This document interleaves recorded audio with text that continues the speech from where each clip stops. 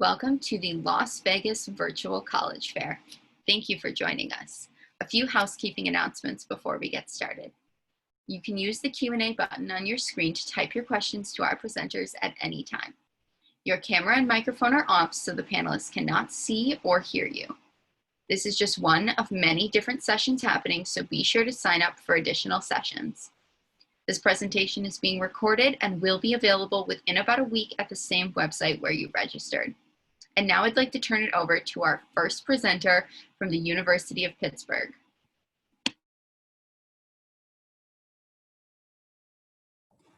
Hi, good evening. My name is Lori Greenblatt, and I am an enrollment service manager at the University of Pittsburgh. I've been with Pitt for about 2.5 to 3 years, and I'm really excited to tell you a little bit about Pitt today, this evening. So I'm going to start by talking a little bit about the academic structure of the University of Pittsburgh. We have over 100 undergraduate degree options housed in 10 different schools. When you're applying to the university, you're applying into one of the 5 freshman entry-level schools that is listed on the left side of the screen. And you're able to indicate an interest in a major, but you're not formally declaring your major until you are actually here as a Pitt student. So if you do change your mind, that is totally fine. You have the ability to do so. And it is also very common for our students to have multiple majors as well as minors and certificates. We do also have a unique advising structure at the University of Pittsburgh where you do get customized attention working with an advisor as an undeclared student. And then after you declare your major, you have an advisor that's specific to your department. And you meet with that advisor at least once a semester to really build that relationship and help you build in your curriculum and really make the most of your educational opportunities. We do also have a specialized office to help students that are on the pre-health track prepare for that application process too as well, with research, mentorship, shadowing, volunteering, and pre-health advising. The University of Pittsburgh is located in Pittsburgh, Pennsylvania, about 10 minutes outside of downtown Pittsburgh. We are an urban campus, but we do also still have a very distinct campus feel, and you can see a little bit about that with the pictures on the screen. A really great benefit that our students have is free Port Authority, which is the city buses across the entire city, and that really gives you a great network to be able to explore the city and everything it has to offer. As a Pitt student, you also get free admission to a variety of Pittsburgh museums. Here's some of them. And you also get discounted tickets to the symphony orchestra, the ballet, the opera, and traveling Broadway shows that come to town. Pittsburgh is also a great sports city. So in addition to our own Pittsburgh Panthers, we are a Division I sports team, part of the Atlantic Coast Conference. We do also have professional sports in the city of Pittsburgh, including the Pittsburgh Steelers, the Pittsburgh Penguins, which is hockey, and then the Pittsburgh Pirates for baseball. And we actually share the stadium with the Steelers. So our football team plays at Heinz Field with the Steelers, and it makes a really great environment with a lot of school spirit on the weekends when we're there. In terms of internships and research, there are tons of opportunities to get involved outside of the classroom. We actually are able to guarantee internships through our internship prep program, which is a program offered by our Career Center to make sure that you are prepared for any professional opportunities that come your way. Literally one of the steps of the program is to apply for internships, and we guarantee that by the end, you will have an internship. Again, being about 10 minutes outside of downtown Pittsburgh is a huge opportunity for students to be able to get real life experiences outside of the classroom during the school year and not just during the summer. In terms of research, we are also a research university, and research is a big part of the academic culture here.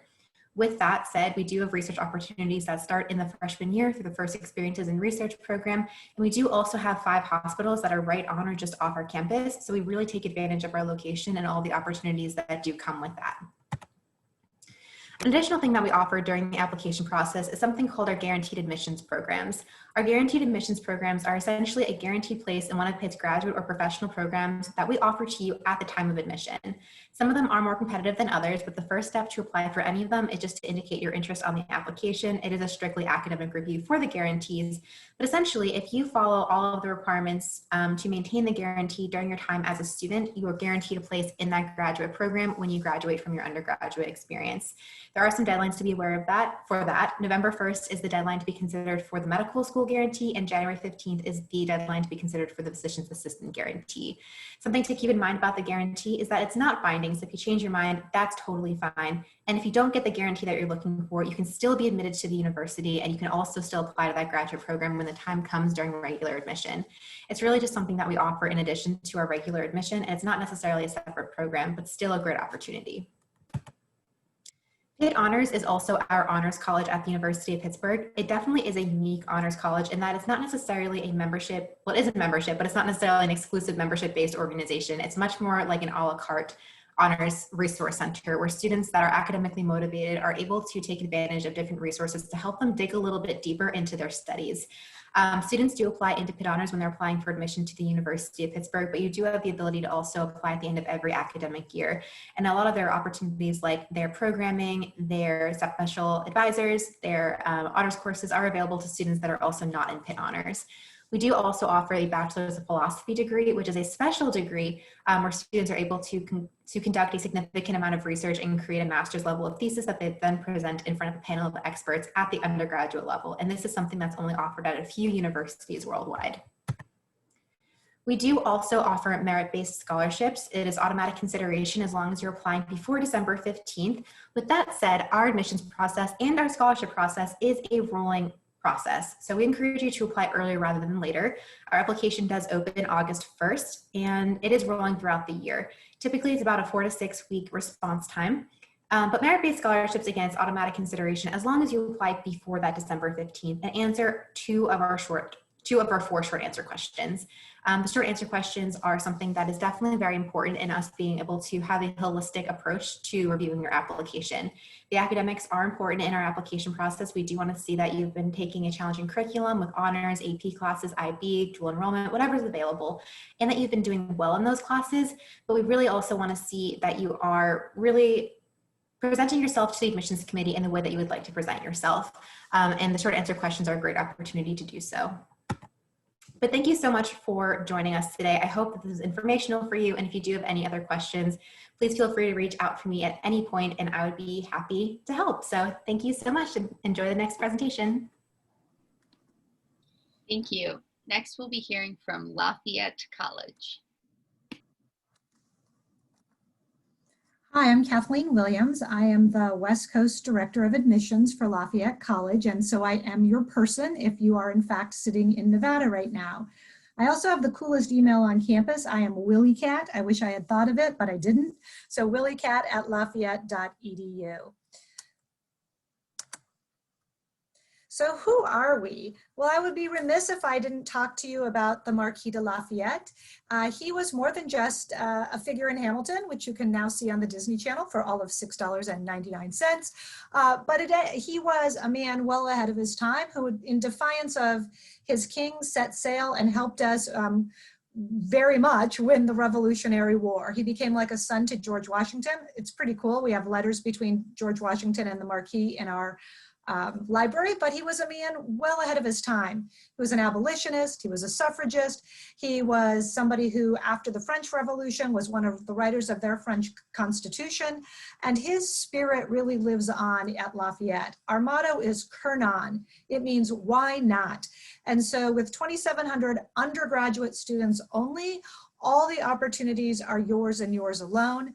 And this why not spirit of being involved all across campus really, really does exist. Our students apply to the college. They don't apply to a major. They can tell us what their intended major is, but we admit by person. We like to say we're an applied liberal arts school. Well, what the heck does that mean? That means that the students take what they learn in the classroom and really apply it to real life. Whether that's in the community service they do, it's not required at Lafayette, but our students are really talented and they like to give back, and they do in so many different ways. Or whether it's applying it to the externships and internships that they have. So while the Marquis de Lafayette, we like to think of him as the first global citizen, but our students are also doing lots of things globally. So we have 4 divisions: engineering, we're ranked number 13 in the country, the social sciences, the natural sciences, and the humanities. As an undergraduate college, it means that you are always going to be taught by faculty members, by professors, not by teaching assistants, not by grad students, because we don't have them. Our average class size, 18.6. 10 students to every 1 faculty member. You'll have a faculty advisor, you'll have a career counselor assigned to you, and we're the leopards. So we have a partner, a leopard, as an older student who will be assigned to you to give you kind of the inside scoop. We are Division 1, which surprises a lot of people based on our size. But if you were to Google football rivalries for college, you'll find a couple of lists come up, one a top 10 list and one a top 25. We are on both lists. Lafayette and Lehigh have played each other in college football more times than any two schools in the nation. They played their 150th game in 2014 to a sold-out crowd at Yankee Stadium. The Empire State Building was lit up on one side with Lafayette colors and on the other side with Lehigh colors. I'm happy to report a Lafayette victory. So with over 200 clubs and organizations, if you are looking for a place where you can be connected both in and outside the classroom, that is Lafayette. So where are we located? Well, we like to say we're in the middle of everywhere. This is a picture of downtown Easton. The Lehigh Valley itself is the third largest area of Pennsylvania. It has about 800,000 people in it. We're equidistant from New York City and from Philadelphia, about 70 miles each. Multiple buses go each day to both of those cities. Takes about a little bit under 2 hours to get to New York and about an hour and a half to get to Philadelphia. The traffic to New York is worse. If you've ever picked up a Crayola crayon, it came from Easton. What you can't see on these pictures are the Delaware and Lehigh rivers that flank this area, the city of Easton itself. So if you like the outdoors, if you like running paths and the outdoors, the rivers and things like that, then you will find them in Easton. You'll also find great food. So the Gateway Career Center is really fantastic. As I said, you will have your own career counselor assigned to you. Our students do all sorts of different things. Depends on their major, but they are definitely gainfully employed. If you have aspirations for going to medical school, if you graduate from Lafayette with a 3.6 or above, the acceptance rate is 74%. If you graduate with a 3.2 to a 3.59, it drops to 64%. We're in the 90 percentiles for law school, which is not, to me, that impressive because there are a number of law schools, but we put students over the last 3 years in all the top law schools with the exception of Yale. I'm not sure if Yale's just that picky or if our students don't want to live in New Haven. But at any rate, they're getting into the Stanfords, they're getting into, to Bolt Hall, to Michigan, to Columbia, etc. Within the brand new Rockwell Integrated Science Center is the Dyer Center for Innovation and Entrepreneurship, where we bring in all sorts of speakers and have Shark Tank-like competitions. So if you're innovative or want to be, you can certainly explore that at Lafayette. It's very common at Lafayette for students to double major, major minor, and in some instances get dual degrees. We will be test optional for the class of 2021. We are also one of the few schools in the country that meets 100% of demonstrated need. So know that. Also, we have merit scholarships that are full, half, and quarter tuition scholarships. We're an early decision school. We have early decision 1, November 15th, regular decision January 15th. You can apply. If you apply by January 15th, you can convert your application to early decision 2. And with that, I will pass my time. Hi, everyone. Thanks so much, Kathleen. My name is Cheryl Teblin. Sorry, Anna, go ahead. Oh, it's all right. You can go ahead. Sorry about that. My name is Cheryl Teblin. I'm an Associate Director of Undergraduate Admissions at Drexel University. So not all that far from Lafayette, as Kathleen said, about an hour and a half away. We are located right in the city of Philadelphia. So Philly's the 6th largest city in the country. There is so much to do in the area. We are right in the city. So you can see the skyscrapers behind our campus. You see city streets running through campus. But we are not scattered around the city of Philadelphia. We do have a true full campus.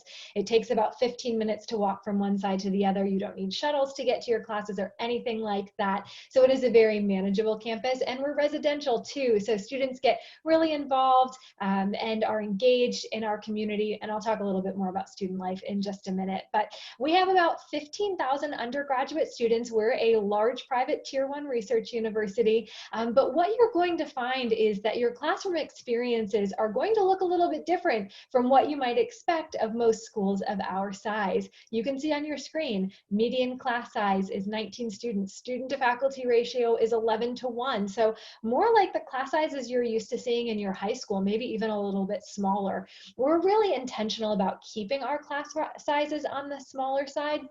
because we do have a very strong focus on experiential education. So we do a lot of hands-on project-based learning, which is just something that you can't do if you're in a large lecture. You might have 1 or 2 large lectures your first year, but you're really not going to see a lecture hall again after that. We have over 80 majors across 15 colleges and schools, so there is a lot to choose from at Drexel. Some of the areas that are most popular for us from students on the West Coast are engineering, nursing and other health professions, media arts and design, business, computer science. All of our programs are direct entry, so you can apply directly to your major of interest. You'll know right away if you're in that program, and you start taking classes in your major your first year. We don't front load your general education classes, so it's not like you have to wait 2 years before actually getting started in your program. If you are not sure what you want to study, no problem. We have great undeclared options within most of our colleges and schools, and a great first year exploratory studies program.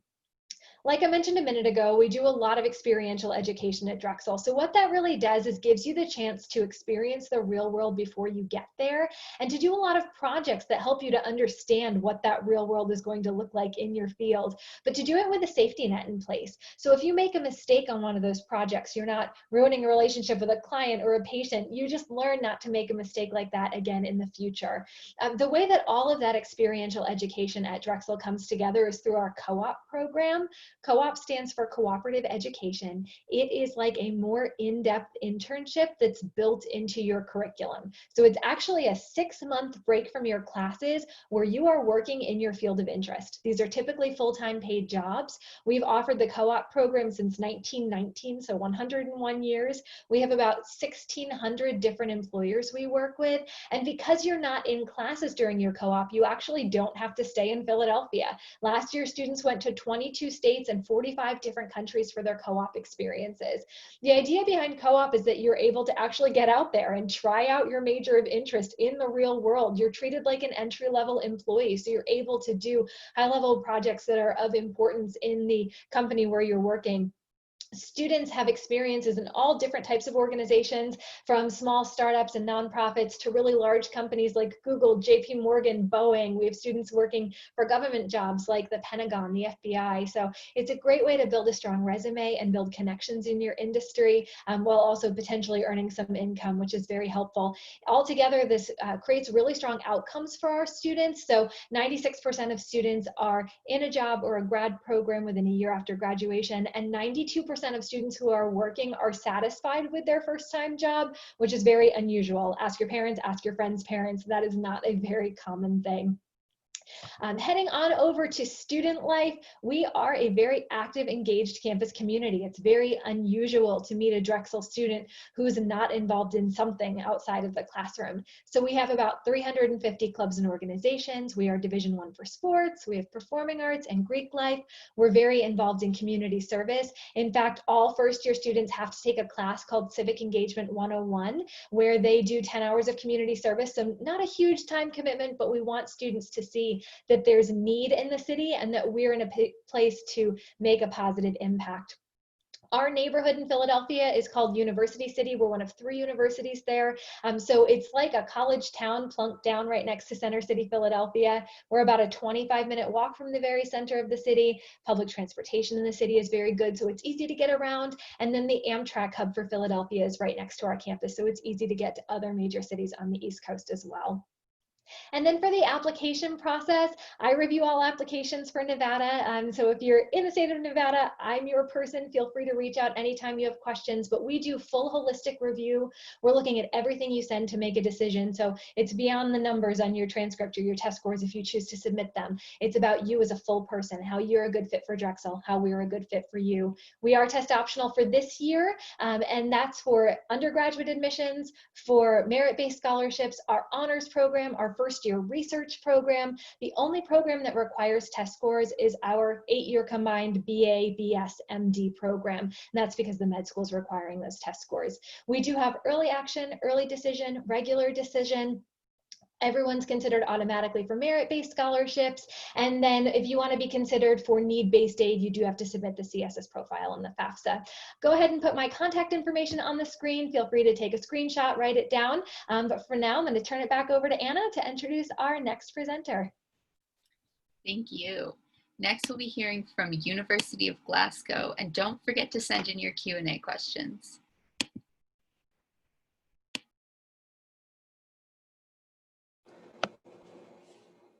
All right. Hey, everybody. My name is Ashley Sabajian. I'm the Senior International Officer for the University of Glasgow. I'm based in California, so I'm your local point of contact.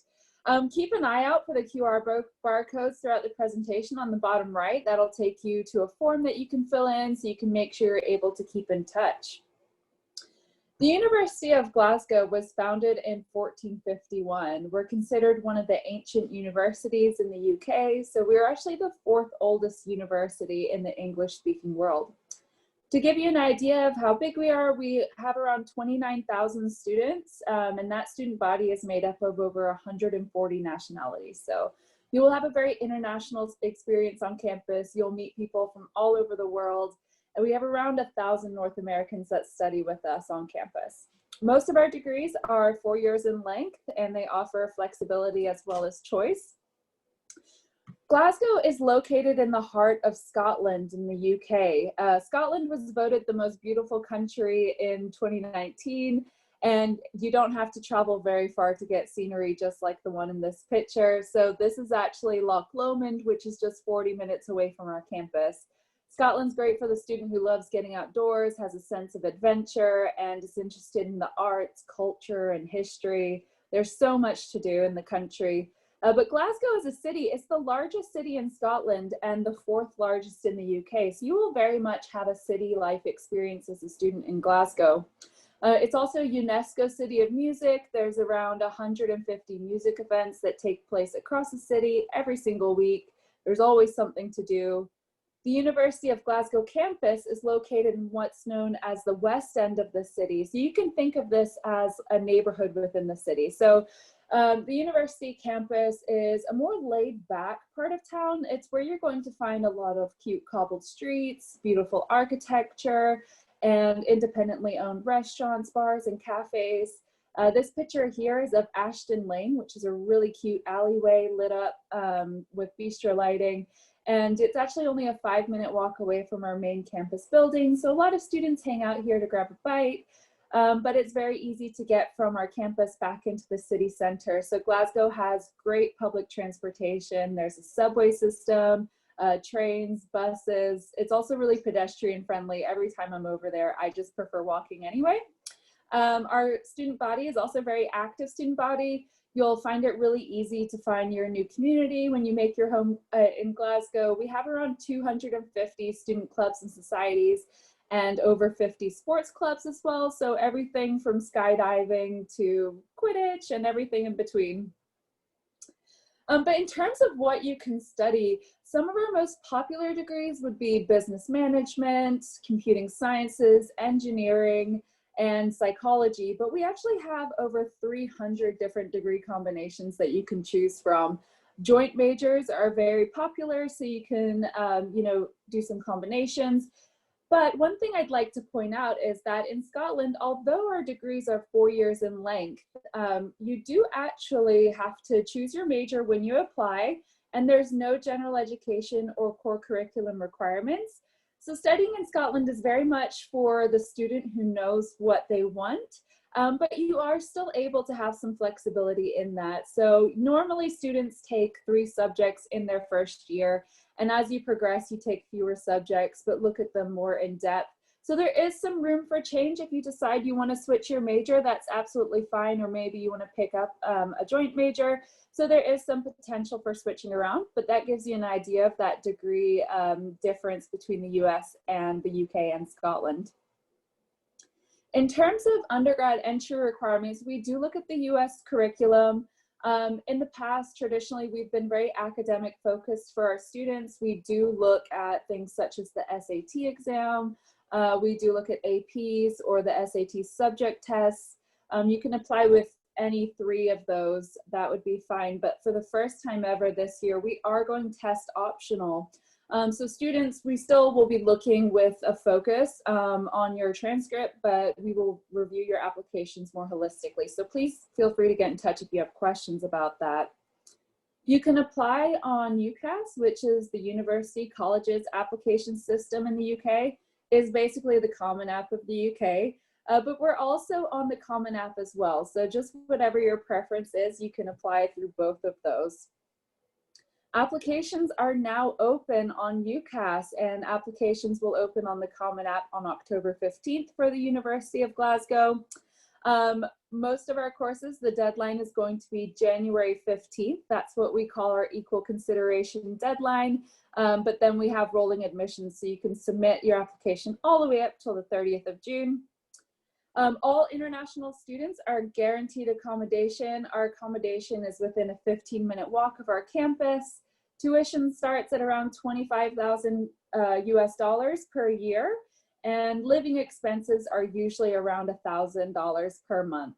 Glasgow's a really affordable city. We do accept US federal loans as well as the GI Bill, but we also have some merit-based scholarships. Okay, so we have 3 US-based senior international officers. I'm your local point of contact in the West, so please feel free to, again, scan that QR barcode or take a picture of my email address. And thank you guys so much for listening. Thank you. Just a reminder to keep sending in your Q&A questions, and now we'll be hearing from University of Manchester. Hi everyone, and thank you very much for joining us. My name is Raluca. I'm the International Officer for the University of Manchester, and I will be your first point of contact as a student from the US wanting to apply for an undergraduate degree at the University of Manchester. My job's been made a little bit easier by having the colleague from Glasgow speak a little bit about UK education. So I'm just going to start with brief information about the University of Manchester. So the University of Manchester is Britain's largest single-site university, and we have a proud history of innovation and world firsts. We're ranked 27 in the world, and we are home to over 40,000 students from over 160 nationalities. We're very proud to welcome over 10,000 international students on our campus, and that makes us one of the most international universities in the UK. Another thing that we're very proud of as a university is that we have 25 Nobel Prize winners amongst former staff and students, and we're also the university where the atom was first split, the world's first stored program computer was invented, and graphene was discovered. So a lot of firsts at the University of Manchester. We have an international reputation for research, and we have the widest range of undergraduate and postgraduate programs in the UK. We offer over 400 degree combinations at undergraduate level as a university. We're also the most targeted UK university by top employers, which means that employability is very, very important for the University of Manchester, which is also why we offer various degrees that have an integrated guaranteed internship as part of your degree. In the UK, that's called a sandwich year, which means that you spend 2 years at university. For 1 year, you go out in industry where you work at graduate level, and then you come back for a final year to finish your university degree with us. The University of Manchester was also home to over 500,000 alumni across 190 countries, and we would be very happy if you wanted to join that family. We have over 8,500 alumni spread across the US that you would be able to connect with from the moment that you arrive at university. The University of Manchester is a campus university. However, we like to think of it as you get the best of both worlds. We are located very close to the city center of Manchester, so you get the campus experience while being very, very close to everything that the city of Manchester has to offer. The city of Manchester is the second largest city in the UK after London. However, please don't imagine the size of the city to be, I don't know, New York, Miami, or LA. We're probably surface-wise more the size of Boston rather than any other major city you might think of in the US. However, the thing with Manchester is that it's a very international city, and it's Britain's most popular student city. Within the boundaries of the city, you have, I think, 4 universities, and then around the city of Manchester, another 10 or so, which means that if you do decide to join the University of Manchester and join us in the city, you will have access to all the other universities and students, and you'll probably feel very, very welcome within student communities. The city of Manchester is also the birthplace of the Industrial Revolution, vegetarianism, and feminism as well. So it's a very good place to be in. It's extremely international. We have a very huge history of sports and culture, and a lot that you can explore joining the UK and seeing a completely different lifestyle. As I mentioned before, Manchester is the University of the Year for graduate employment in the UK, and that also means that we have an outstanding reputation for employability, and we work with a lot of companies that you'll probably be interested in joining should you decide to pursue a career in any of the fields that we offer. We have varied degrees across humanities, social sciences, medical sciences, as well as engineering and computer science. So at the University of Manchester, you can study anything from law at undergraduate level, if you wanted to start your law degree quicker, to medicine. So you have a wide variety of courses that you can choose from. At the university, we guarantee accommodation to all of our international students, and I think we're the only university in the UK that can guarantee accommodation to international students for the duration of their studies. One of the great things about accommodation in the UK and at the University of Manchester is the fact that it's single occupancy. So you always get your own bedroom, and then you can have your own bathroom as well, or decide to share a bathroom and a kitchen. We offer both catered and self-catered options, and we encourage students to try both lifestyles, whether you want to have the convenience of a meal plan, or if you want to try your hand at cooking with your flatmates, you're more than welcome to do that. Typically, you will share your kitchen and accommodation, your flat, with about 5 or 6 other students, and then it's a great way to make friends and meet new people. We are FAFSA approved, so you can use a combination of your student loans as well as your parent loans if you wanted to join the University of Manchester.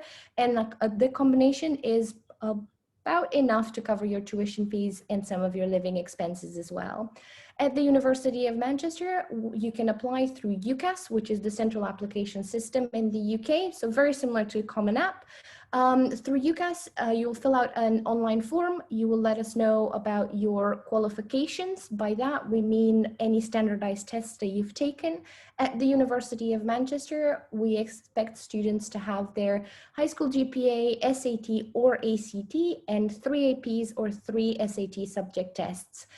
And with that, I believe it is my time to allow my colleagues to start their presentation. So thank you very much. Thank you. Next, we'll be hearing from Richmond, the American International University in London. All right. Hello, everybody. My name is Victoria, representing Richmond, the American International University in London. It's quite a mouthful, but that's how we do it here. Let me just get this going. There we go. Cool. So we're located in London, as you might have picked up there, London, UK.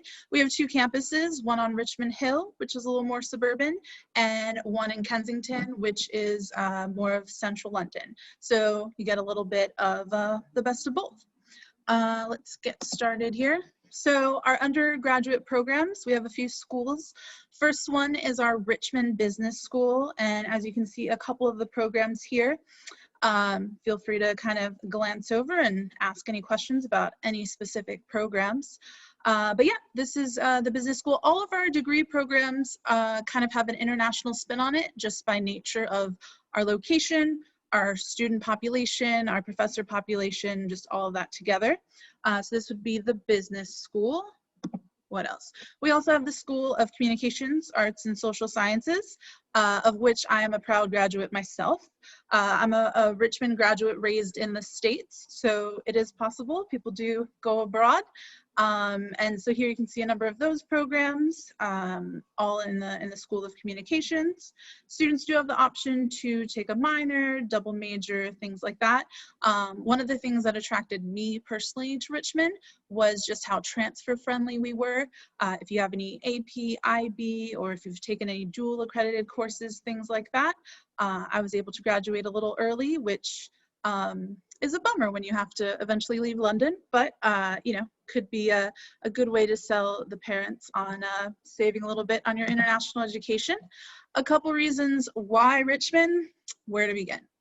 Well, first of all, we're the only university that awards a UK and a US degree.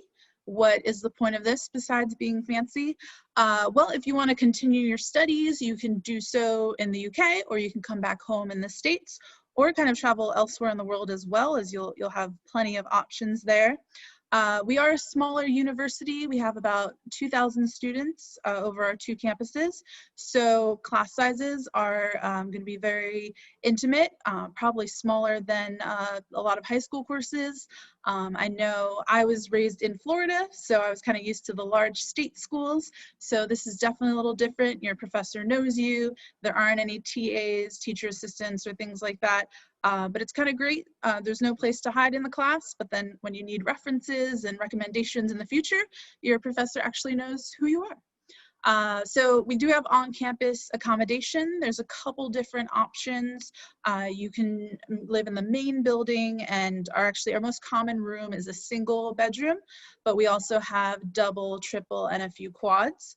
And then there's also dorm style as well as flat or apartment style living, which would be maybe 1 or 2 shared rooms, and then a kitchen and a bathroom. So you're kind of in a little apartment style living, if that's what you prefer.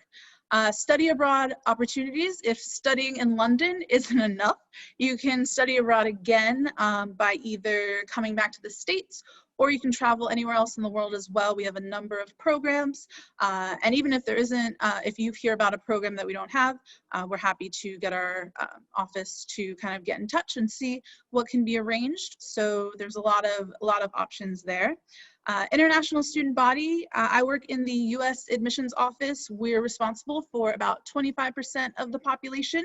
So that means about 25% of the class is U.S. students, but then we also have American students from abroad. Maybe their parents are diplomats or in the military, things like that. That's kind of the concept of the American international system. Personal academic advisors. So yeah, you get assigned that from your first year, and they kind of help you as you, go through your degree plan and figure out what the best route is for you.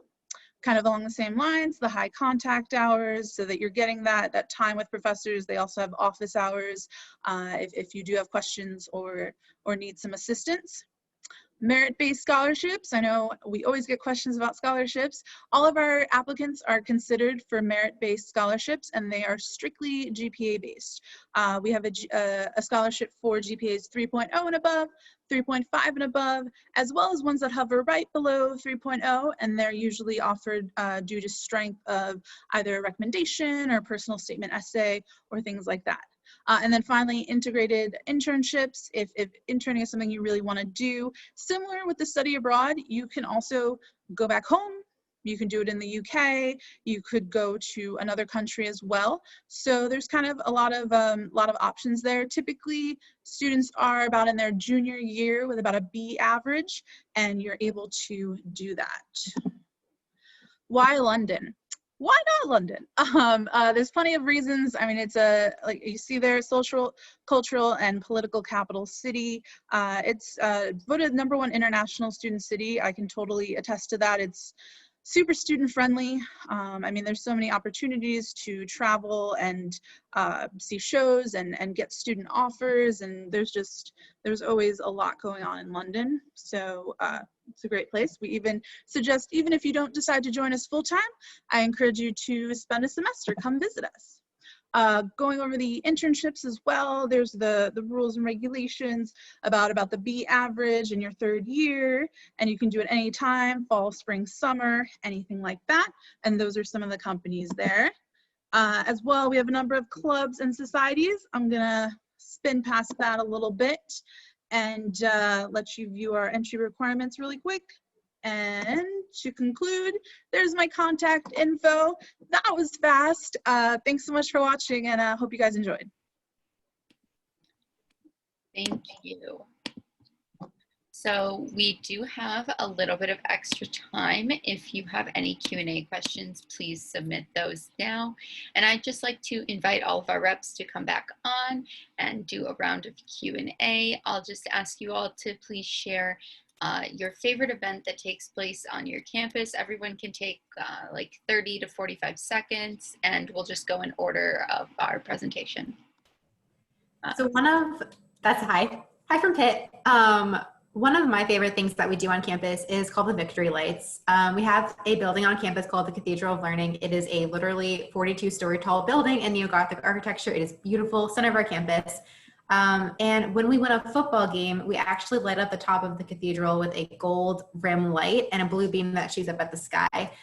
From where I'm sitting in my apartment, about 1.5 miles from campus, I can see the blue beam shooting up at the sky. So it's definitely a very representative thing that unites the city with the campus and shows that we really are integrated with the city. And it just shows some school spirit. I think it's fun. Whenever I come back to Pittsburgh after being away, it's the most exciting thing to see, kind of being welcomed back by a little bit of school spirit. Yep, so there's no question in my mind that I love Rivalry Week, even though I have a hard time saying it. So, you don't have to go to UCLA, USC, or Stanford, Cal to get that energy from it. I mean, it's really, really fun to have a school that you really want to beat in every single sport. For football, of course, when we're not in a pandemic, there's lots of tailgating going on. The whole week is lit up with all sorts of banners on campus, and we are the Lafayette Leopards, so leopard outfits never go out of style on College Hill. So that's my absolute favorite week. So for Drexel, I'm going to transition away from sports a little bit. We are Division I, but we don't have football, so not quite that same feel. We do have amazing basketball, different story. But what I want to highlight is our Dragonfly week. So that is like a fall fest on campus, and it culminates in a huge concert that's actually put on by students. Our campus activity board plans the event, works with the managers for the artists, and we're talking big name people that we have come to campus, not just local artists. So it's a really great opportunity to get some leadership experience if you want to be a part of campus activity board. But if you just want to go as a student, it's free. We clear out a huge parking lot, build a big stage, and it's just a really fun way to come together and to break away from your studies briefly during the fall. Cool. I think for the University of Glasgow, my favorite event on campus has got to be the graduation ceremonies. We have a really beautiful campus, and it's like such gorgeous architecture.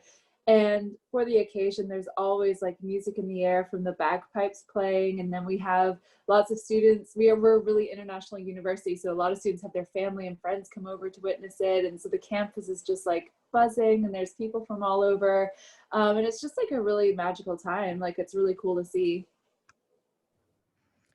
I think for the University of Manchester, my favorite event is in the autumn, where we have our International Week. So you get a full week of just tasting and trying everything from all of our international student societies. And I think there's over 50 of those on campus. So it's food, culture, popular dances, like everything that you can imagine from all the cultures we have on campus. And it's so vibrant, and it's so amazing to just walk around and meet people, but also kind of experience different cultures. And I think that's my favorite event on campus. Hi, yeah, I would say my favorite event is, I don't know how I take over. But anyway, Victoria from Richmond. My favorite event is our International Night. It's kind of like a talent show, but it's, everyone cultures performances from students around the world. So you kind of get to see that, as well as our professors and things like that. Yeah, it's a real cool way to see maybe another side of your classmates that you usually don't get a chance to see. Awesome. Thank you all for sharing, and just thank you everyone for joining us. When you go to close this window, there will be a link to a very quick 4-question survey, and we'd appreciate any feedback you can provide. Also, this was just one of many sessions being hosted, so be sure to check out the full schedule and sign up for additional sessions. In about a week, you'll be able to find this session's recording, as well as all of the other sessions recordings online at the same website where you registered. So thank you all. Good night. Bye. Thank you. Bye now.